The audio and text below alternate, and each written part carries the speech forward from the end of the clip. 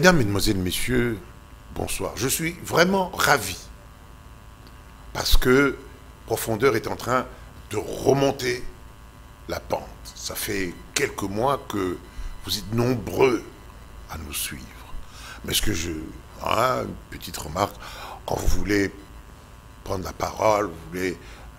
si j'ai 1000 bip, je fais comment? Appelez-moi, soyez gentils. C'est une petite remarque que je voulais faire. Je vous présente mes invités. À ma droite, et on va ouvrir pour montrer Monsieur l'abbé José Poundou. Monsieur l'abbé José Poundou, bonsoir et bonjour. Bonsoir et bonjour Jean-Pierre. Une semaine, vous avez fait quelques activités, ça arrive. Vous étiez indisposé et vous êtes tout excusé aux yeux des téléspectateurs. On est là. Alors, à ma gauche, maintenant, c'est mon ami Modeste Bonigaba. Comment allez-vous, Modeste Bonigaba? Ça va très bien, monsieur Kibambi. Mais posez-moi aussi la question de votre je vais très bien. Alors, troisième invité, le plus jeune du groupe, c'est M. Boï Kamoulaï. J'ai bien prononcé. Absolument. Ah non, parfaitement. Ça me connaît, moi, le Chiba. Parfaitement, parfaitement. Alors, aujourd'hui, de quoi nous parler? De beaucoup de choses. Mais alors, l'actualité nous le commande et les gens m'ont appelé pour dire véritablement, vous allez nous éclairer sur la loi Tchani. Alors, bon, comme moi, je suis gentil avec mes téléspectateurs, je vais quand même signaler que le porteur de la loi, M. Signy Bouloulou, s'est illustré par des paroles qui n'étaient pas correctes. Il faut faire attention avec la télévision, parce que ça peut vous brûler. Vous dites que ce sont les Katangais qui ont tué Tchombe. Vous ne connaissez pas l'histoire, enfin, moi je vous parle. Aujourd'hui, nous allons quand même essayer d'éclairer nos téléspectateurs, ils veulent bien. Monsieur le professeur, je voudrais vous donner la parole, soyez bref cette fois-ci. Je fais très attention, 2 minutes. Ce projet de loi Tchani, la proposition de loi Tchani, pardon. Bon, quelle est votre réflexion très rapidement? Mais merci beaucoup, M. Kibambi. Vous m'invitez à être bref, mais je voudrais d'abord commencer par un petit correctif. Je vous ai entendu dire la proposition de loi Tchani. À ma connaissance, M. Tchani n'est pas un député. Mais le porteur, c'est... Je voulais précisément dire que dans notre pays, à ma connaissance, il n'y a qu'une seule loi qui a porté le nom du député qui l'avait proposé. C'est la loi Bakajika dont nous avons tous entendu parler depuis notre jeune âge. En tout cas, sur ce plateau, tout le monde en a entendu parler. Alors, quand un non-député prend l'initiative de proposer une loi... C'est un citoyen comme tous les autres. Oui, et qu'il donne à cette proposition son propre nom. Il n'y a que dans notre pays qu'on peut voir des choses pareilles. Pas aux États-Unis. Nulle part ailleurs, je n'ai pas vu, mais je suis limité dans ma connaissance. Ne parlant que de notre pays, c'est assez curieux que nous nous engouffrions tous à parler d'une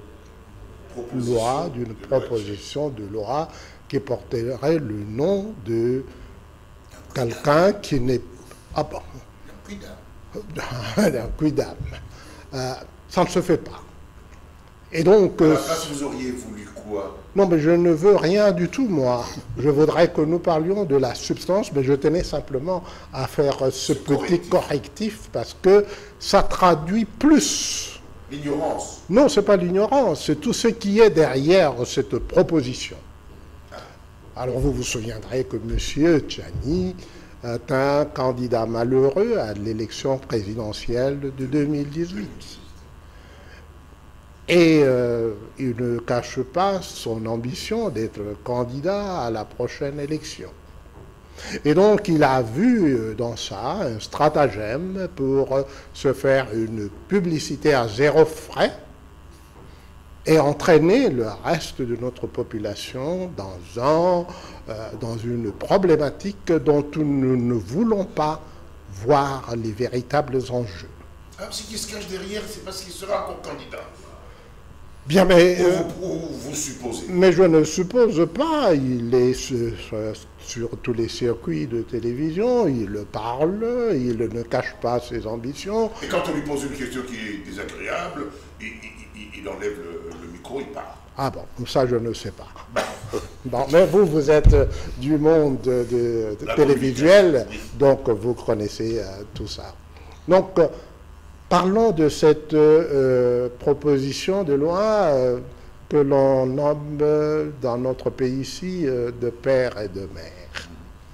Et c'est une proposition qui vise à exiger, à réserver, à verrouiller, pour reprendre sa propre expression, les fonctions dites régaliennes, en commençant évidemment par la présidence de la République. Dans notre Constitution, les conditions pour devenir président sont spécifiées. Et la première des conditions, c'est qu'il faut être congolais d'origine. La définition de ce qu'il faut entendre par congolais d'origine est donnée à l'article 10 de la Constitution. Tout à fait, l'article 10. Et tout enfant né de père ou de mère congolais est congolais d'origine. Et par conséquent, une proposition qui viserait à modifier la loi électorale, parce que c'est de cela qu'il s'agit, est tout simplement un non-sens sur le plan juridique, puisque une loi subalterne ne peut pas modifier une loi qui lui est supérieure, en l'occurrence ici, la Constitution.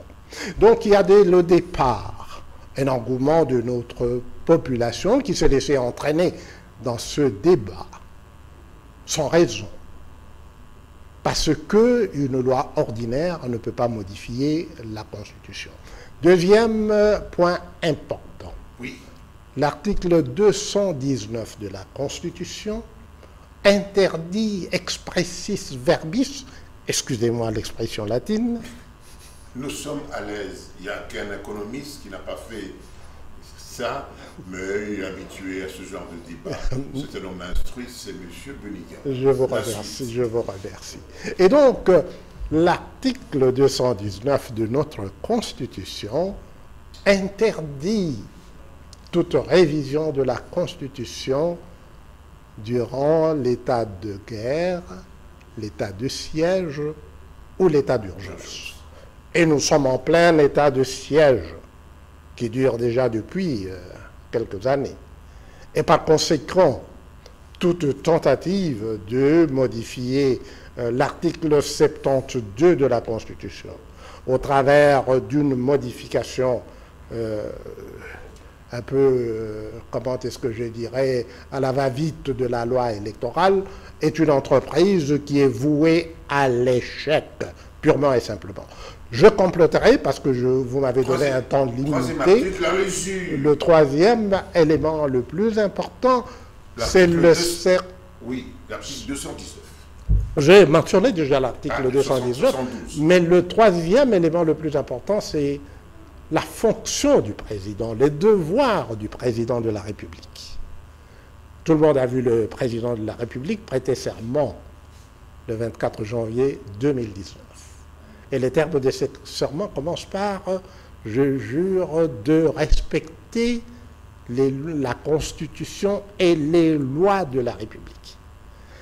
Le président a le devoir de veiller à ce que la Constitution soit respectée.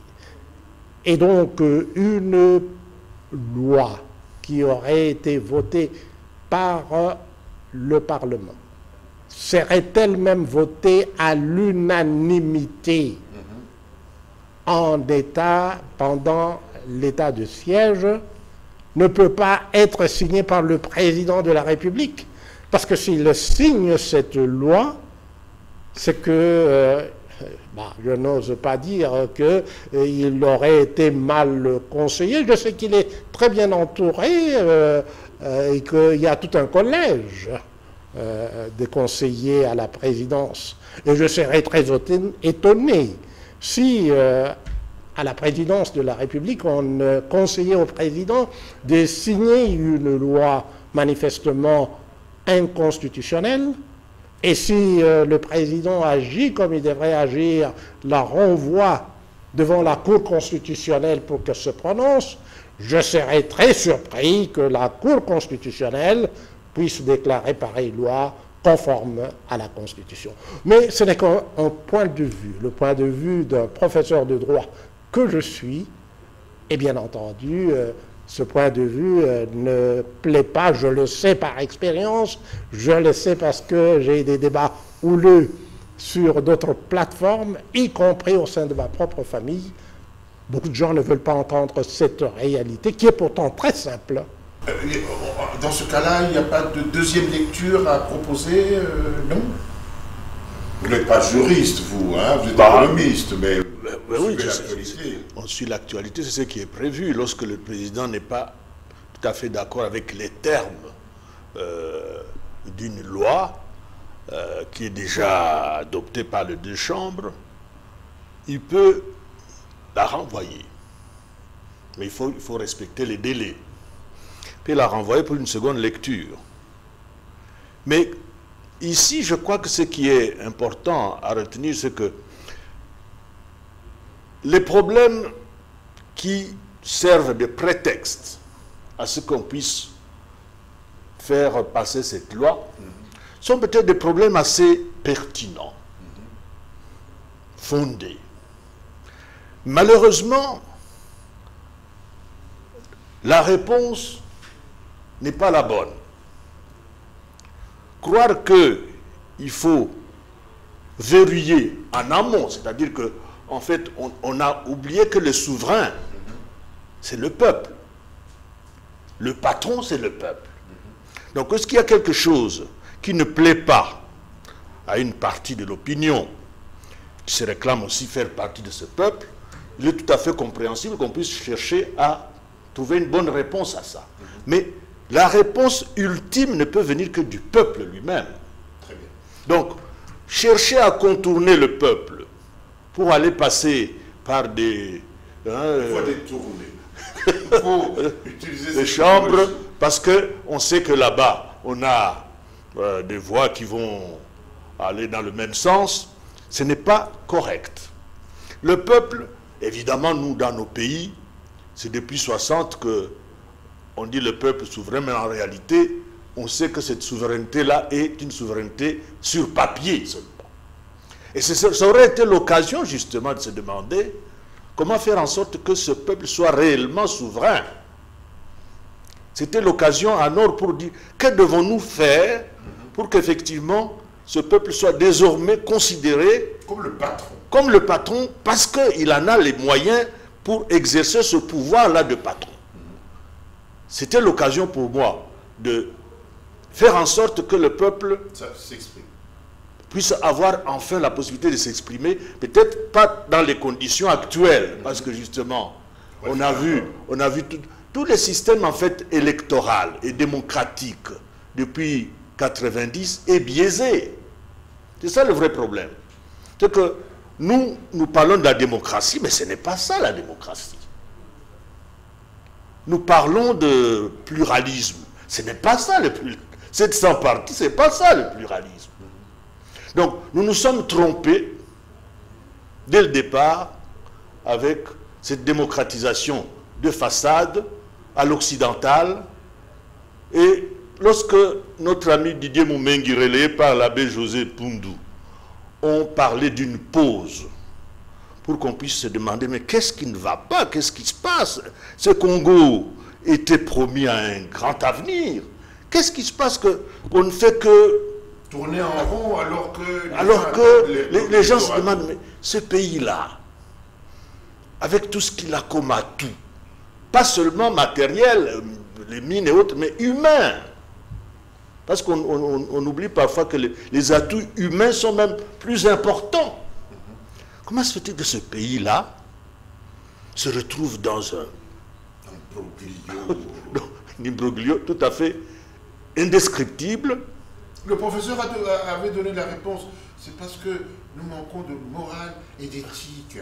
Bon, écoutez, parce que le professeur, je vais limiter le temps.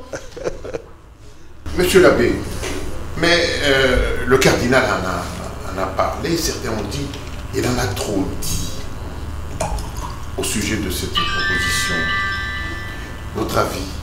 Je crois que le cardinal, dans son homélie de Pâques, a été très clair. Il a évoqué, primo, le principe de l'unité, l'exigence de l'unité de la nation, l'unité du peuple, l'unité de notre pays, qui est mise en danger par une loi qui manifeste une proposition de loi, voilà, hein, le mot exact, une proposition de loi qui, si elle était votée, adoptée et promulguée, et là, le professeur nous a éclairé hein, en nous disant que normalement, une loi ne peut pas être promulguée lorsque elle va à l'encontre de la loi fondamentale, de la Constitution. Donc, la loi particulière ne peut pas être au-dessus de la loi fondamentale. C'est vraiment un éclairage important. Et ce que le cardinal a dit dans son homélie, je résume cela tout simplement dans l'insistance qu'il a voulu mettre sur la réalité de notre unité. Nous devons rester unis et éviter tout ce qui peut être porteur de division, de discrimination, et donc qui peut faciliter ou contribuer à cette balkanisation dont il est question depuis que Lumumba en a parlé le 30 juin 1960. Eh bien, cette balkanisation qui est un peu à l'ordre du jour. Absolument. Eh bien, le cardinal a stigmatisé toute velléité de loi qui contribuerait à diviser le peuple congolais. Mais professeur, et à cailler la discrimination. Très bien. Mais professeur, alors certains disent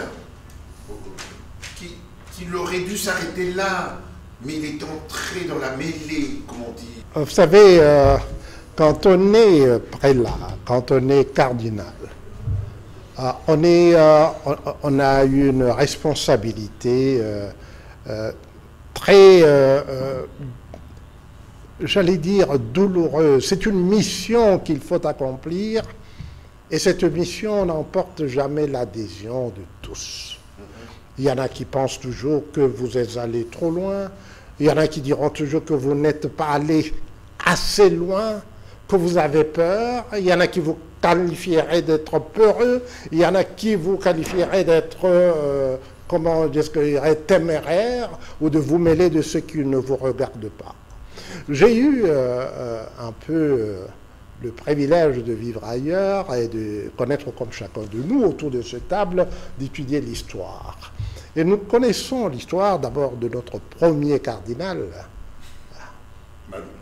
Et j'étais là, moi j'étais encore jeune étudiant à l'université Lovanium, lorsque le 25 décembre 1970, le cardinal a célébré la messe de la Nativité chez nous à Lovanium. Et alors, dans son homélie, il s'est lancé à déclarer « Nous n'avons qu'un seul sauveur ». C'était à l'époque où chacun de nous se souvient que... Mobutu descendait des nuages. Je l'appellerai Léopold II. Alors, cet homme que l'on avait déifié et qui descendait, et que l'on appelait, vous vous souvenez de Dominique Sakombi et de Mavungu Malanda, qui avait l'expression que chacun de nous se souvient pour dire non, c'est des sauveurs, c'est lui qui nous a sauvés, celui qui a ramené l'unité du Congo, c'est lui. Et le cardinal Malula a dit nous n'avons qu'un seul sauveur. Était-il allé trop loin? On connaît la suite. On connaît la suite. Quand on est catholique, on répondrait, il n'est pas allé trop loin. Non, c'est pas seulement quand on est catholique. Les musulmans. Alors, je citerai, et je donnais l'exemple de notre propre cardinal, le premier cardinal, mais nous avons ailleurs, Monseigneur Romero, en San Salvador, a été tué en pleine messe, parce qu'il disait des choses, les vérités que le pouvoir en place ne voulait pas entendre. Le cardinal Sin aux Philippines, il est descendu dans la rue à la tête pas seulement des chrétiens qui marchaient pour obtenir le départ de Marcos. Eh bien, quand on est un prêtre catholique, et on oublie, mais nous avons autour de la table l'abbé José, dont chacun sait le rôle qu'il avait joué, notamment dans le mouvement Amos. Non, être prêtre catholique ce que vous est une, merci de me le rappeler, c'est une exigence. Et quand on se donne à Dieu et qu'on consacre sa vie à Dieu, ce n'est pas seulement pour plaire à ceux qui veulent entendre de votre bouche ce qui doit plaire à leurs oreilles. C'est pour eux tous. Et c'est pour ça d'ailleurs que notre cardinal a choisi comme devise cardinalis omnia omnibus. Tout pour tous. Et je pense que c'est dans au moins c'est comme ça que moi j'ai lu le message, parce que je l'ai écouté à la messe de samedi saint, je l'ai lu et relu.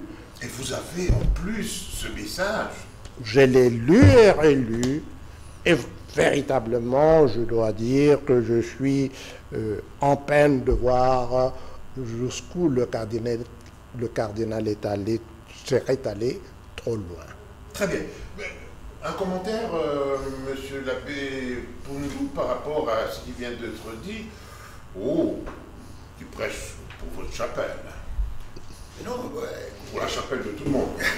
Je crois que les propos du cardinal Fridolin Ambongo sont des propos interpellateurs pour tout Congolais. Je crois que c'est ça l'essentiel.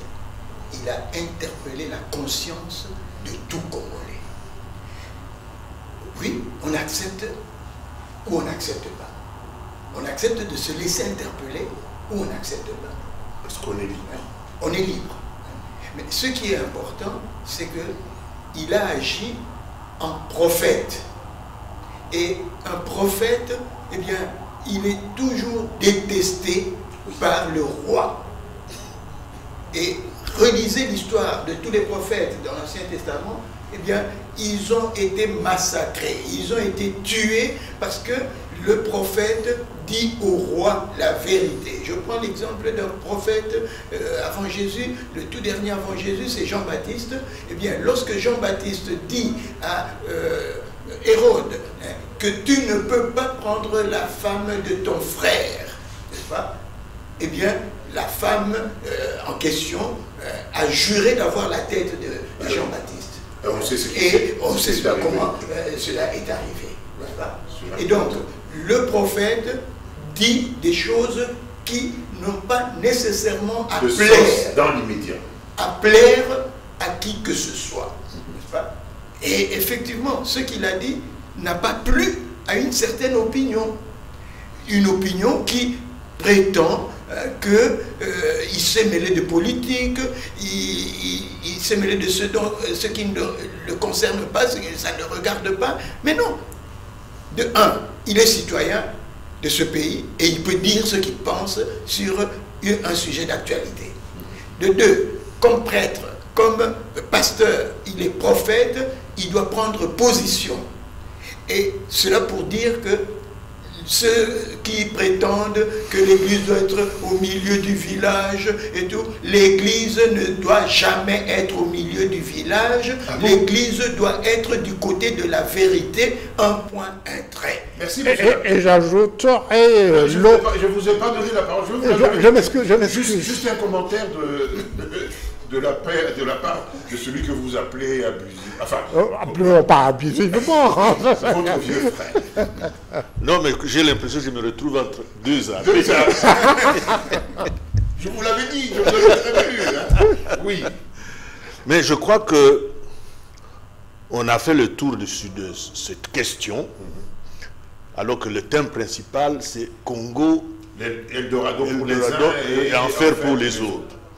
Et ça, le débat ici nous éloigne de la réflexion profonde que nous devons mener pour faire du Congo un Eldorado.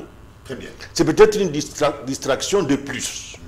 Parce que nous devrions nous focaliser sur le devenir du Congo, comment faire en sorte que, après 63 ans, qu'on peut considérer comme des années gaspillées, qu'on continue à en gaspiller. On continue à en gaspiller, parce que moi je prends toujours comme point de comparaison la Corée du Sud.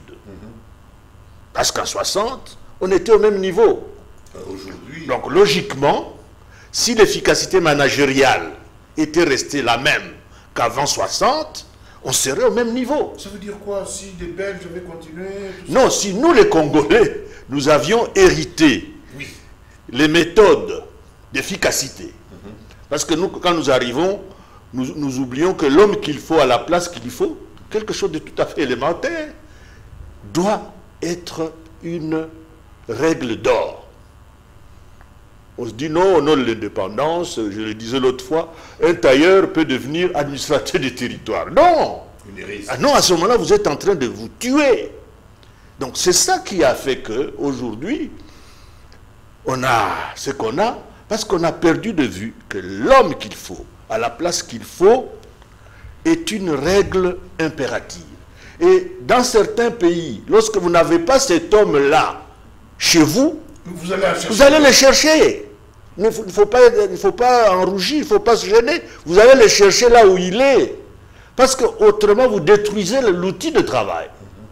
Et lorsque l'outil est abîmé, eh bien, c'est tout le reste qui en pâtit. Donc, nous avons perdu de vue qu'il y avait cette règle d'or. Jusqu'aujourd'hui, nous n'en sommes pas encore sortis. La preuve, c'est que on a plus de partis politiques que d'entreprises. Nous, on croit que... Plus de maisons de religion que... Oui, donc on ne va pas vers ce qui est important. On se laisse distraire par des choses tout à fait dérisoires. Donc, le Congo, nous devons le transformer en Eldorado. Sortir de l'enfer où nous sommes aujourd'hui, pour la plupart d'entre nous, pour que nous créions les conditions, parce que j'ai parlé de l'homme qu'il faut, c'est ça la condition fondamentale. Oui, mais professeur, tout ce que le professeur et M. Labbé ont dit, c'est justement pour créer les conditions. Vous faites bien de nous ramener sur le sujet, mais les fondamentaux. Oui, justement, parce que les fondamentaux, c'est comment faire en sorte qu'effectivement cette règle d'or, parce qu'elle paraît simple dans l'énoncé, mais l'appliquer, c'est tout un problème. Si on continue comme on le fait maintenant, avec Chancellor Kopamba, on est complètement à côté. Il faut vraiment revenir à ce qui est fondamental pour que les leaderships, les gens qui doivent nous gouverner, soient toujours les meilleurs d'entre eux. Oui, tout à fait, d'accord. Si nous n'arrivons pas à nous imposer cette règle de base, eh bien, nous allons continuer à attaquer. Oui, mais les fondamentaux, la Constitution, par exemple, voilà, la Constitution, c'est le soubassement même. Alors, le commentaire qu'ils ont fait n'était pas mauvais. Je reviens à vous dans un petit instant, et vous avez complètement raison de nous revenir à des bons sentiments. Vous aviez un commentaire, très rapidement, ce qu'a dit notre ami... Non, je ne vais pas revenir. Avançons. Avançons. Oui, alors après ce que vient de dire avec pertinence M. Mbonigaba, vous ajoutez quoi, professeur? Mais j'ajoute que c'est que les deux sujets se lient. Parce que la fameuse proposition de loi, elle est en plein, elle concerne le choix de ceux qui doivent nous diriger. Mais vous avez l'impression qu'elle nous recule de l'objectif de l'émission? Non, mais non, c'est précisément ça. Comment est-ce que nous allons transformer notre pays en Eldorado africain. Si Et on ne respecte pas les principes mon vieux fondamentaux. frère a dit précisément qu'il faut l'homme qu'il faut à la place qu'il faut, parce que ce n'est pas pour rien que dans toute organisation, et je prendrai ici celle qui nous est tous familière, parce que M. l'abbé fait partie de cadres qui dirigent cette institution. Moi, j'ai tenté, mais il y a peu, les nombreux sont appelés, mais peu sont élus. Alors, je Ça, prends... vous justifiez votre... Ok, très bien. Mais je Une bonne prends, justification. alors je prends l'Église catholique dans sa dimension d'institution humaine. À ma connaissance, c'est la plus vieille institution humaine qui fonctionne, qui a connu, comme toute institution chiismes, humaine, tout ça, oui. c'est ça. Mais c'est la seule institution humaine qui fonctionne et où chacun, à sa place, sait ce qu'il doit faire. Le pape, et c'est pour ça qu'il y a toujours un pape, il est là, et ne devient pas pape qui veut.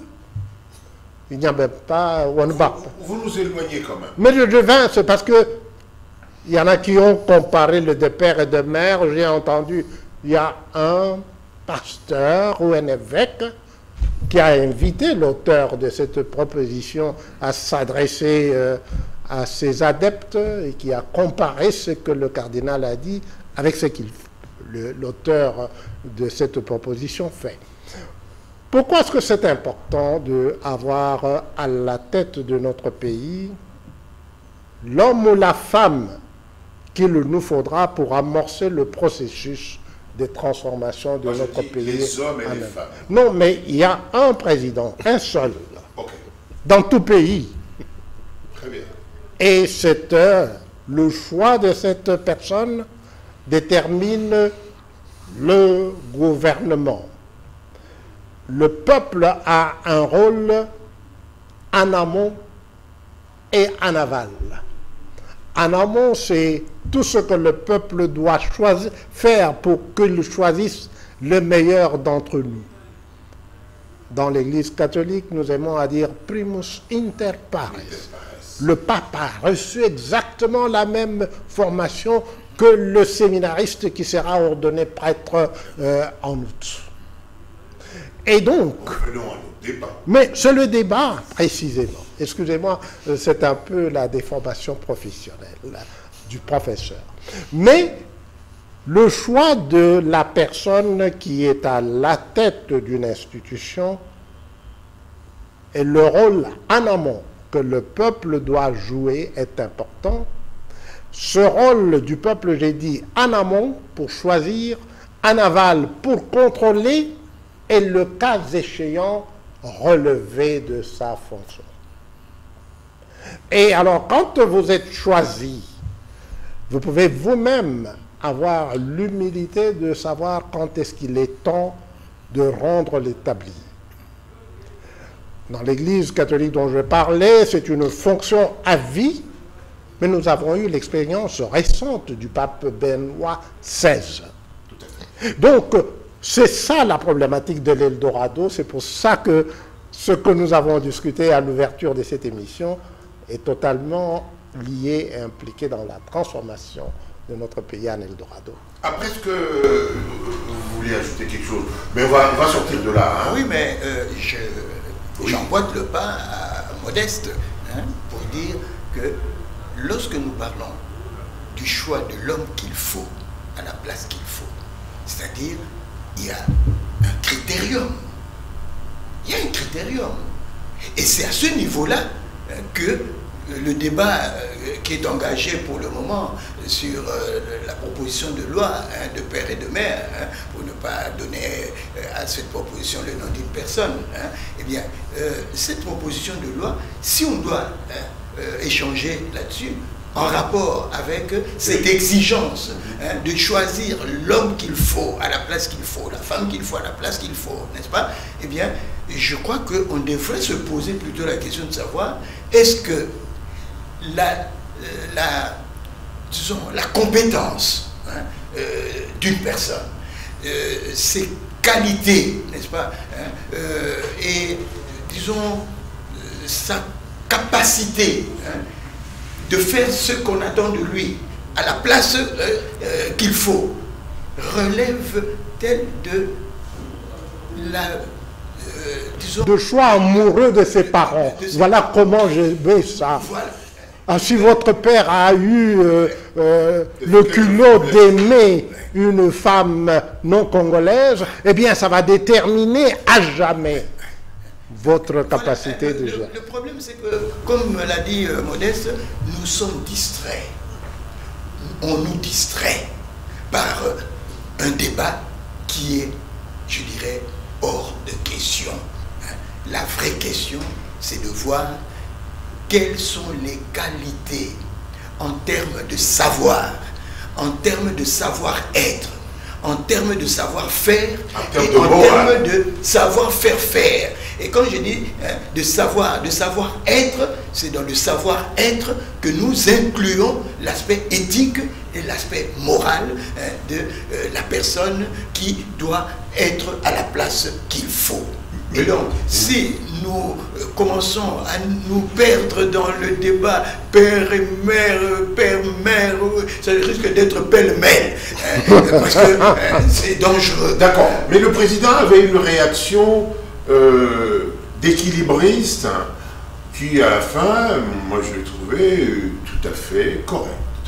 Est-ce que vous savez de quoi je veux parler? Vous parlez de son intervention sur les ondes de la Voix d'Amérique, où il a dit, il a clairement exprimé il a dit que c'était un débat inutile, qu'il ne voyait aucun mérite.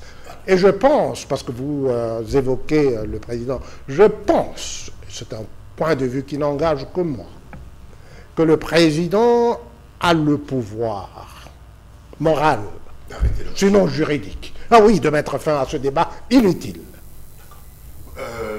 Voilà. Donc, manifestement, on est en train de perdre du temps, de faire perdre du temps aux Congolais. Parce que ce qui est important, c'est ce que vient de dire M. l'abbé. Quels sont les critères pour que, à chaque niveau de gouvernance, parce que souvent, on se focalise seulement sur la fonction présidentielle, ce qui est tout à fait une grosse erreur. On devrait se demander si on ne pourrait pas, avec une organisation plus exigeante, plus conséquente, produire les meilleurs élus, les meilleurs députés d'Afrique. D'Afrique, parce que c'est là notre place. Nous devons être les meilleurs au niveau africain. Nous ne pouvons pas nous contenter, j'entends certains parlements, des gens disent, eh, mais vous avez vu l'île Maurice, des petits pays qui ne sont pas comparables au Congo. Mon Dieu. On dit, ah mais non, mais dans tel petit pays, alors il ne dit pas petit, hein, mais il dit dans tel pays, quand il le cite, il dit, mais non, mais ce n'est pas ce pays-là qui peut nous servir d'exemple. Le Congo a la vocation d'être en première ligne, en tout. Nous pouvons dire, voilà,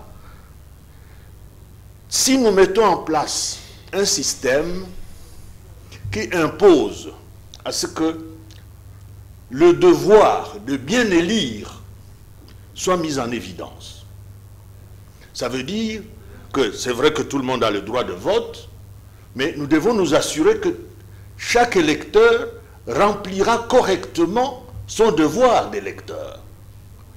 Et à ce moment-là, il est presque certain qu'il n'y aura plus de Chancellor Kopamba. Parce que Chancellor Kopamba, c'est finalement quoi?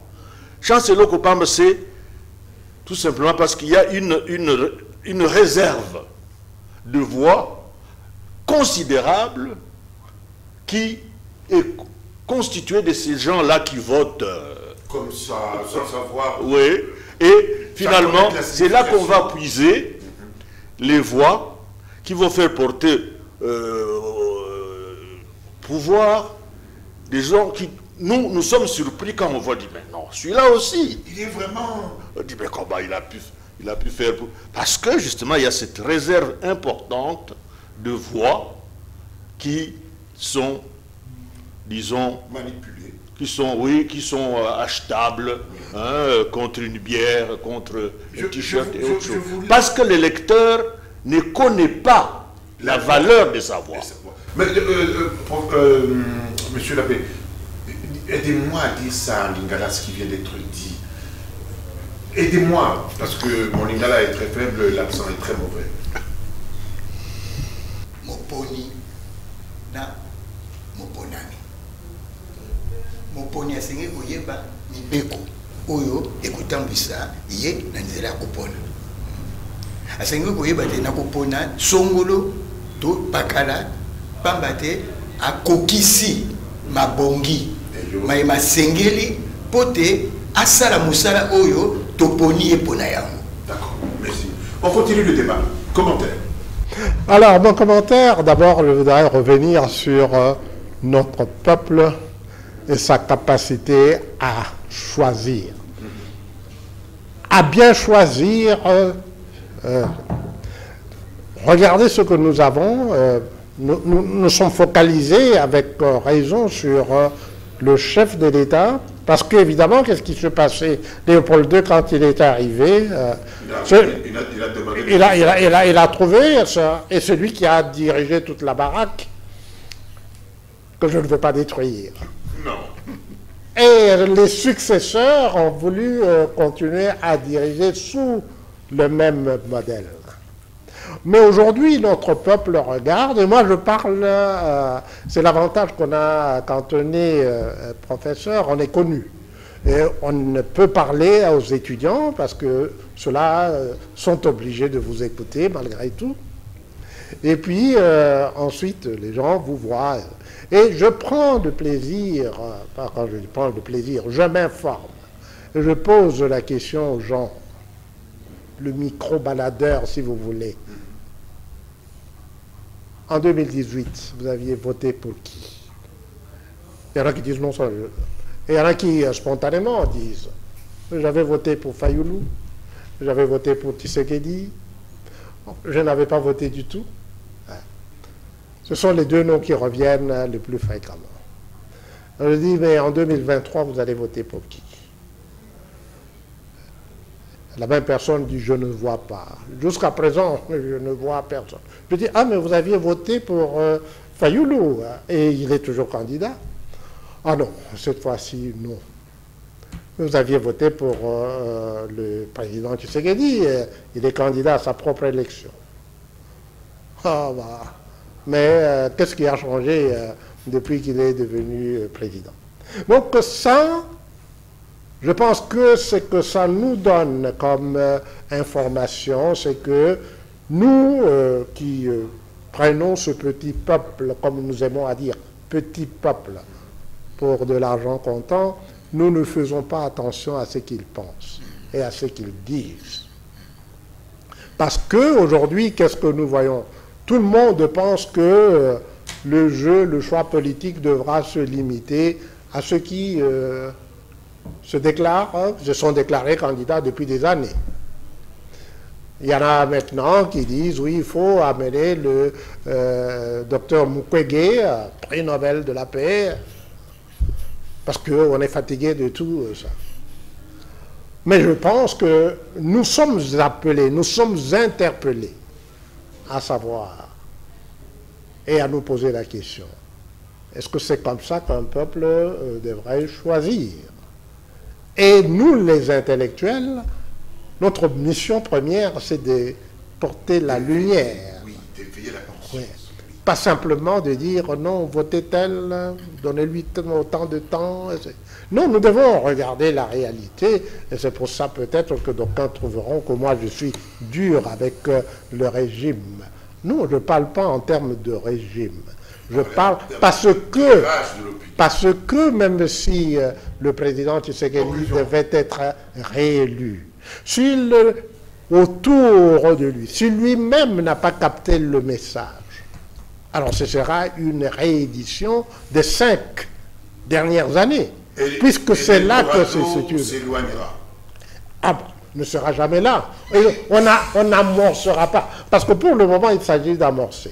Et donc, pour que nous amorcions, il faut commencer par ceux qui sont au pouvoir, à commencer par le président. Le deuxième point, nous avons 500 députés dans ce pays qui représentent la ville de Kinshasa. La députation devrait être la représentation de la nation et pas la représentation des individus. Si moi je devais aller me faire porter candidat en débat. Le discours est connu. Voilà. Bon, il vient de nous être révélé quelque chose. Est-ce que vous pensiez, est-ce que vous deviniez que M. Tchani allait se représenter, franchement, mais que tout ça c'est pour se faire une publicité? Moi j'étais loin de là. Ben, pourquoi pas? Parce qu'en fait, lorsque nous refusons de bousculer les codes qui sont là, lorsque nous refusons de sortir des sentiers battus, ça veut dire que nous voulons perpétuer le système léopoldien.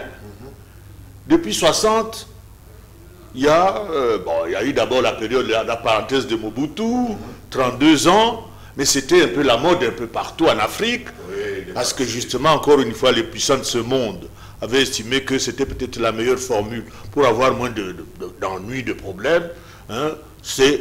Et de piller tranquillement. Comme ça, on peut piller tranquillement. Bon, la chute du mur de Berlin va faire que ça va être plus difficile, parce que les discours qui développent pour les anciens pays satellites de l'Union soviétique, on ne pouvait pas faire deux discours opposés en même temps. Donc, ce discours devait s'étendre à toutes les régions du monde. Donc, la démocratisation à l'occidental est venue juste parce qu'il fallait qu'on montre que maintenant c'est la liberté partout, etc. Mais on se rend compte que le système dans son fondement n'a pas changé. Parce que on nous a parlé de démocratie, mais on s'est rendu compte dans la pratique que c'était une démocratie de façade. La dictature est restée. En fait, c'est la dictature qui a été un peu démocratisée. Mais elle est restée fondamentalement Je ne dirais présente. pas une contradiction dans les termes. Vous voyez? Donc, c'est pourquoi alors Tchani se dit, j'ai raté en 2018, mais je vais trouver une astuce pour faire une santé populaire et revenir en 2023. Parce que à partir du moment où on sait que le changement des têtes, pour le peuple, avec qui j'ai beaucoup de respect, mais le peuple parfois se limite à prendre juste de nouvelles têtes. Il dit, celui-là est parti, maintenant il y a un autre. Non, M. Labbé a montré qu'il y a le savoir-être.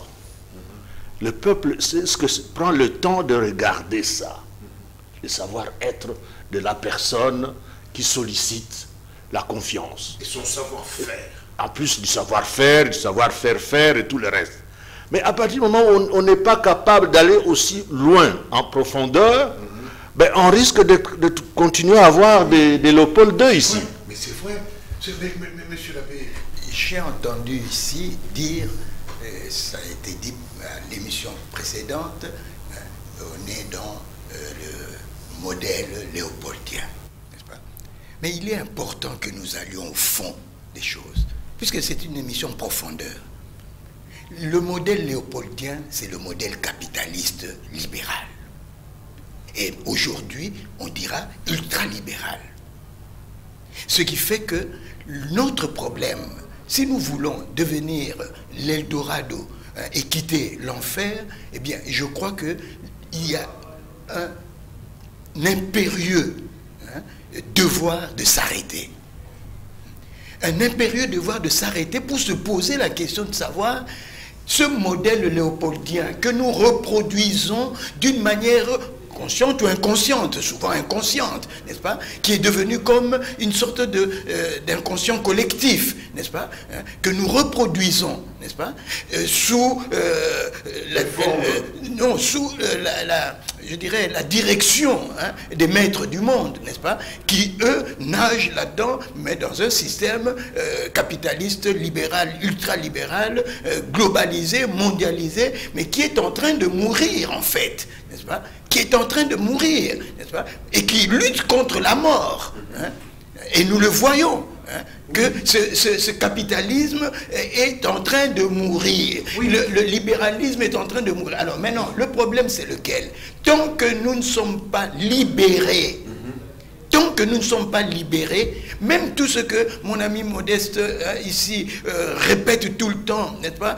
Nous devons choisir l'homme qu'il faut, le meilleur d'entre nous et tout ça. Mais qui va décider en fin de compte que c'est un tel, puisqu'on a parlé aussi de la prédominance de l'élection présidentielle. Pourquoi? Il faut qu'on explique ça à la population, qu'ils sachent que si aujourd'hui il y a la prédominance de l'élection présidentielle sur les autres élections, à la base, c'est tout simplement parce que les soi-disant maîtres du monde, ou ceux qui se considèrent comme les maîtres du monde, n'ont besoin que d'un homme ou d'une femme, d'une personne qui sera leur nègre de service. Alors, professeur, je vous pose une question. Je vous pose une question.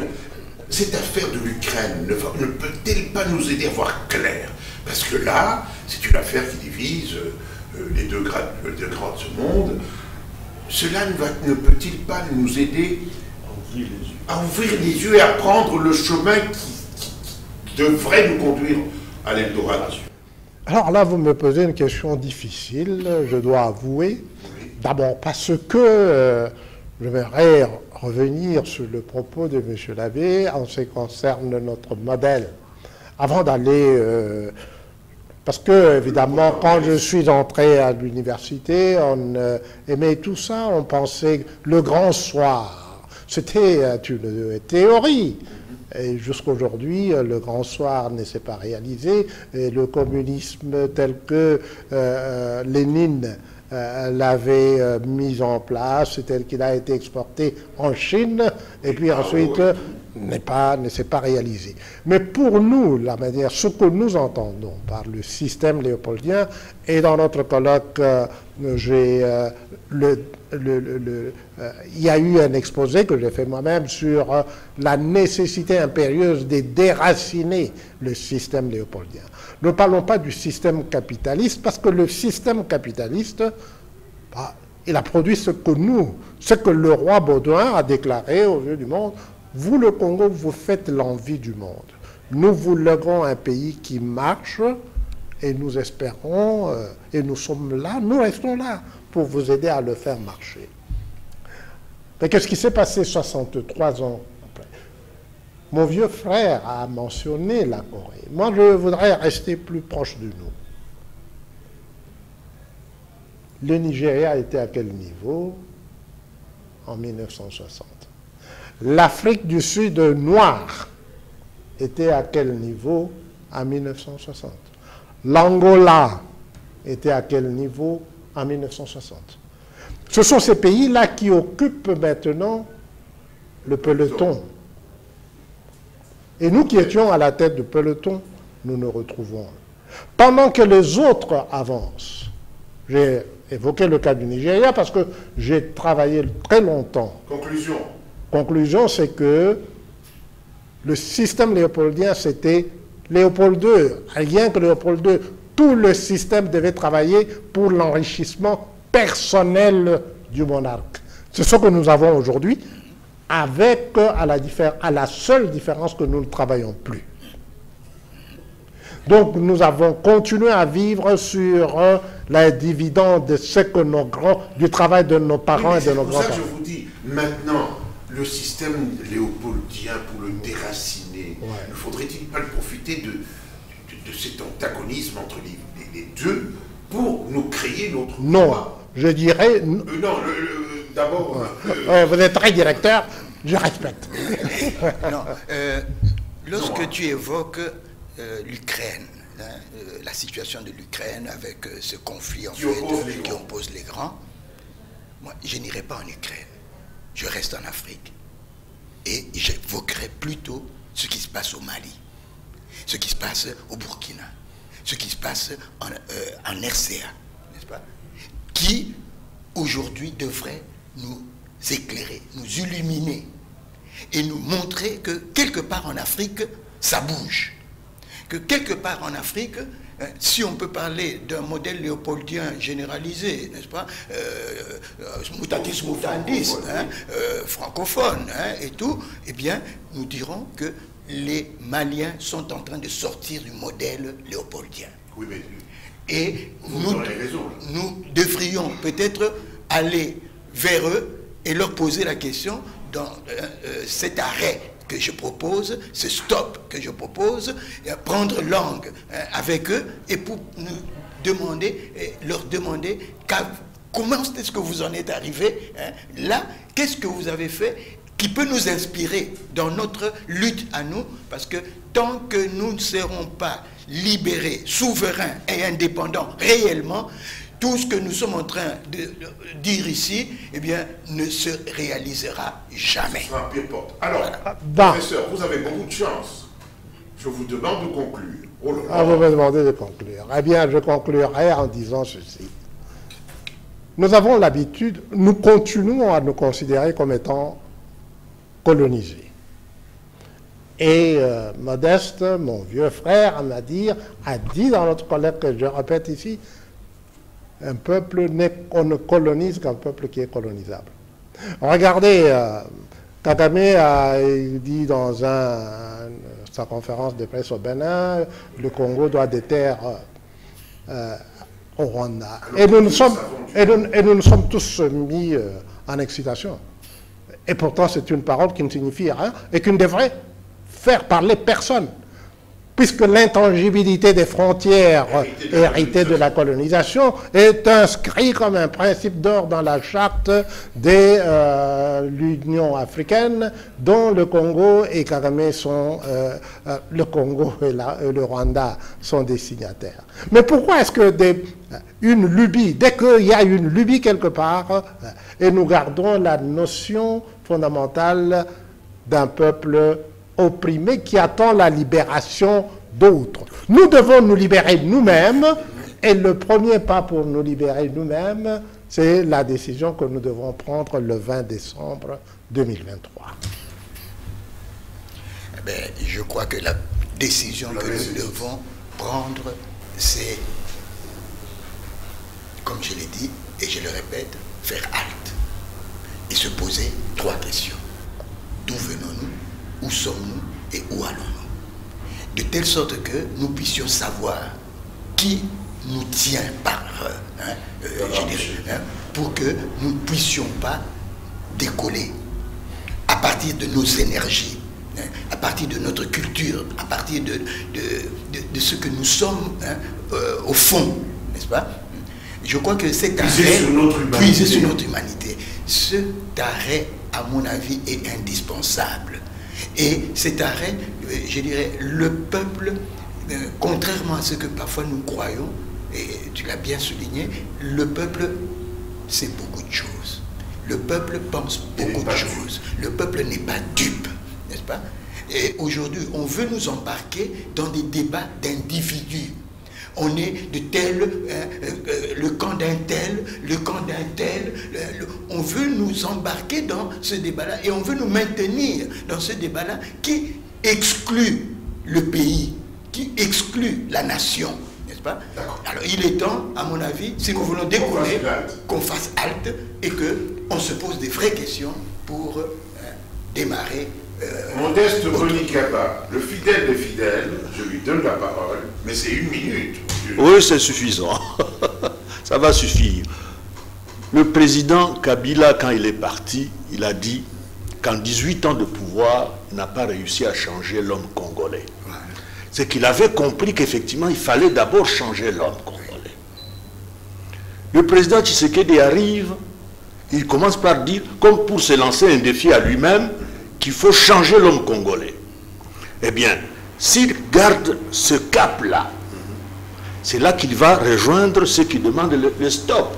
Est-ce qu'on va demander, mais comment on fait pour finalement changer cet homme congolais qui depuis 60, manifestement, n'a pas la mentalité de développement. Oui, c'est la mentalité de développement. Parce que lorsqu'il est gouvernant, sa mentalité est plutôt celle d'un prédateur.